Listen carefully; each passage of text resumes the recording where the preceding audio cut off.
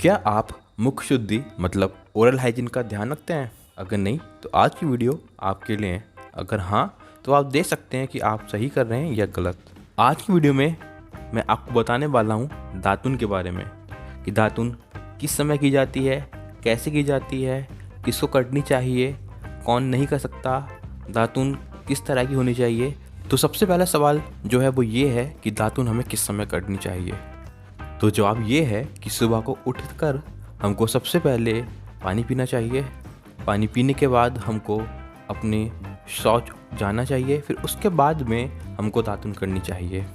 ठीक है, अब हम दातुन करने के लिए तैयार हैं, पर अब दातुन कौन सी होनी चाहिए और कैसी होनी चाहिए। तो इसके लिए मैं आपको बता दूं कि दातुन जो होती हैं वो काफ़ी तरह की होती हैं। अगर मैं आपको उदाहरण एग्जांपल दूं तो पहली है मदार या अर्क भी बोलते हैं। और काफ़ी लोग बोलते हैं ये जहरीला होता है। जी हाँ, ये जहरीला होता है, मगर इसके दातुन का प्रयोग करने के लिए आपको कुछ चीज़ों का सावधानी रखनी चाहिए जो मैं आपको बताऊंगा। दूसरी है बट, तीसरी है खैर, चौथी है करंज या ठिठोरी, पाँचवीं है अर्जुन की दातुन, छठी है जो हम सभी जानते हैं नीम की दातुन, सातवीं है बबूल की दातुन, आठवीं महुआ, और भी कई तरह के वृक्ष हैं जिनकी दातुन प्रयोग में की जाती है।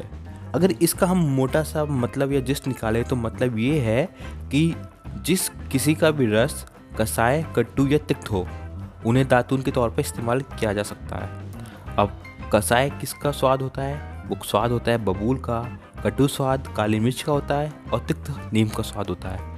ये मैंने आपको इसलिए बताया जिससे आपको अंदाज़ा लग सके कि कसाय स्वाद कौन सा होता है, कट्टू कौन सा होता है और तिक्त कौन सा होता है। दूसरा सवाल ये है कि हमें दातुन कब की जाए। जैसे कि मैंने आपको कहा था कि सुबह को उठकर पानी पीकर और शौच आदि जाने के बाद हमें दातुन करना चाहिए, पर वो केवल प्रातःकाल के लिए है।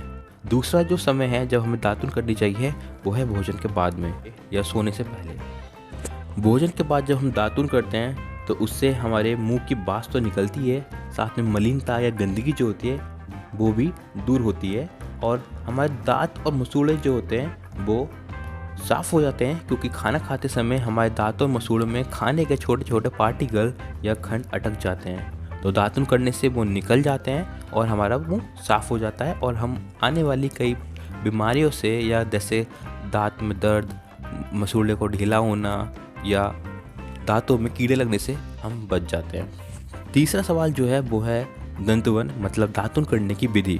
इसमें मैं आपको बताऊंगा कि दातुन की प्रॉपर्टीज़ कैसी होती हैं, मतलब दातुन कैसी होनी चाहिए। तो उसके लिए मैं आपको बता दूं कि दातुन की मोटाई और लंबाई तक का आयुर्वेद में जिक्र है। जब हम बात करते हैं दातुन की मोटाई की, तो दातुन की जो मोटाई होती है वो आपकी सबसे छोटी उंगली मतलब कनिष्ठिका की उंगली के समान होनी चाहिए। अगर हम लंबाई की बात करें तो ये 12 उंगल लंबी होनी चाहिए। वैसे तो सामान्य तौर पर हम कोई भी दातुन तोड़ते हैं और उसको हम दातुन के तौर पर इस्तेमाल करते हैं, पर कनिष्ठिका उंगली के बराबर मोटी और 12 अंगुल लंबी दातुन का एक फ़ायदा जो मैंने खुद ऑब्ज़र्व करा वो ये है कि जब हम दातुन करते हैं तो दातुन का जो हमारा आगे वाला हिस्सा होता है हमें उसको दांतों से कुचल कर या उसको रगड़ कर चबा कर उसका एक ब्रश जैसा बन जाता है, जो दातुन की मोटाई ज़्यादा होने पे काफ़ी सॉफ्ट हो जाता है और काफ़ी बढ़िया से हमारा मुंह साफ़ होता है। ऐसा करने से होता क्या है कि जो हमने आगे दातुन चबाई है उसको कूट कर हमने मुलायम किया है, तो मुलायम करने से जो होती है तो हमारे दांतों पे, हमारे मसूड़ों पे रगड़ मतलब फ्रिक्शन ऑलमोस्ट ना के समान हो जाता है, और जिससे सेंसिटिविटी जैसी दिक्कतें और हमारे मसूड़ों का छिलना उलना ये सब खत्म हो जाता है। जैसा कि दातुन के प्रकार बताते हुए मैंने आपको बताया था कि मदार की दातुन जो होती है वो जहरीली होती है, तो उसके करने के लिए कुछ सावधानियाँ होती हैं। तो मैं अब आपको वो सावधानियाँ बताऊंगा और क्यों है ऐसा वो भी बताऊंगा। हमारा जो मदार का पेड़ होता है उस पेड़ में से एक प्रकार का दूध या रस निकलता है। अगर आप उस दूध सहित इसकी शाखों को मुंह में डालेंगे तो उसके दूध की वजह से आपका मुंह जो है वो पक सकता है और घाव भी हो सकते हैं, मतलब माउथ अल्सर जिसको बोलते हैं वो हो सकते हैं। इसलिए जो ध्यान रखने वाली बात ये है कि हमको केवल इसके बाहरी त्वचा को छीलना है और फिर उसको पानी से बहुत बढ़िया से धोना है। इतनी बढ़िया से धोना है कि उसका जितना भी दूध है वो निकल जाए। कुछ ऐसी भी दातून हैं हमारे पास जो काफ़ी सारी बीमारियों में काम आती हैं। अगर मैं आपको एक उदाहरण दूं तो जैसे मुंह में छाले आते हैं जिनको माउथ अल्सर भी बोलते हैं या मुख पाक बोलते हैं, उसमें वो दातून की जाती हैं जिनका रस मीठा हो। और ऐसी एक है महुआ। महुआ की जो दातून होती है वो मीठी होती है। और अगर आपके किसी के मुंह में कीड़े लग जाएं तो कीड़े के लिए जो दातून की जाती है वो है पीपल के पेड़ की दातून। तो ये तो हो गई बात कि दातून कब करनी चाहिए, दातून कितने प्रकार की होती हैं और दातून का विधान क्या है। मगर एक जो इम्पोर्टेंट बात है वो ये है कि दातून कौन नहीं कर सकता। तो इसमें कई सारी बीमारियां हैं जिनको ये बीमारियां होंगी वो लोग दातून या ब्रश, टूथब्रश जो भी है आप इस्तेमाल करते हैं वो नहीं कर सकते। जैसा कि सेंसिटिविटी, जिसको हिंदी में अजीर्ण बोलते हैं। दूसरा वॉमिटिंग, उल्टी। तीसरा जिनको अस्थमा की प्रॉब्लम है जिसे श्वास रोग हिंदी में बोलते हैं। कास रोग, मतलब जो अधिक खांसते हैं उनको भी दातून करने के लिए मना किया है। छठा है ज्वर रोग में, मतलब जिनको बुखार आ रहा है वो दातून ना करें। जिनको मुंह का लकवा है वो तो बिल्कुल भी ना करें। अगर किसी को तृष्णा रोग है, मतलब इसको बहुत तेज प्यास लगती है, अगर वो वाला रोग है वो भी दातून ना करें। अगर किसी के मुंह में छाले निकले हुए या मुख पाक रोग है या माउथ अल्सर है तो वो भी ना करे। किसी को अगर हृदय रोग है, मतलब हार्ट रिलेटेड डिजीज़ हैं, नेत्र रोग है, मतलब आँखों से संबंधित रोग हैं, उन सब के लिए भी दातून करने के लिए मना किया गया है। दो जिन्हें दातून करने के लिए मना किया है वो है सिर का दर्द, मतलब शिरो रोग और कान का रोग। तो इन सभी लोगों के लिए दातून का प्रावधान नहीं है। अब इनमें से सेंसिटिविटी जो ऐसी चीज़ है जिसमें अगर हम ब्रश करते हैं या दातून करते हैं तो हमारे जो ऊपर की दांतों के ऊपर की जो प्रोटेक्टिव लेयर होती है जिसे हम इनेमल बोलते हैं वो घिसती है। अगर वो घिसेगी, डैमेज होगी तो कोई भी चीज़ आप खाइए वो आपकी दांतों की नसों में लगेगा और झंझनाहट होगी। इसलिए ये सब चीज़ें मना की गई हैं।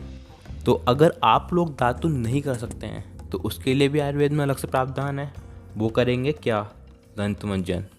ऐसा कई बार होता है कि दंत मंजन होता नहीं है या किसी वजह से कर नहीं पाते, तो वो अपने मुंह को कैसे साफ़ करें।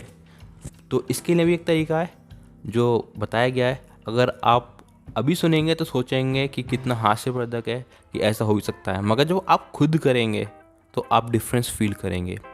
तो सीधा सा तरीका ये है कि आपको 12 बार कुल्ला करना है अच्छे तरीके से। तो जब आप 12 बार बढ़िया से कुल्ला करेंगे तो आपका मुंह ऑटोमेटिकली साफ़ हो जाएगा।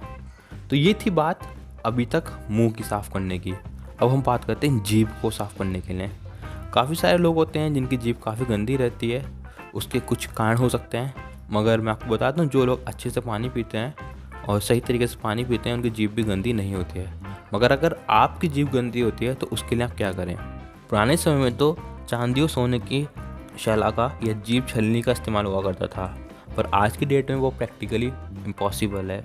तो इसके लिए बाज़ार में मिलती हैं शलाकाएँ, छलनी, जिनको आप बोन क्लीनर भी बोलते हैं। तो आप वो लेके आ सकते हैं जो स्टेनलेस स्टील की बनी होती हैं। और अगर आप दातून करने वाले हैं तो आप क्या कर सकते हैं कि आपकी जो 12 अंगुल के दातून है, दातून करने के बाद उसको बीच में से फाड़िए और उससे अपनी जीभ साफ़ कीजिए।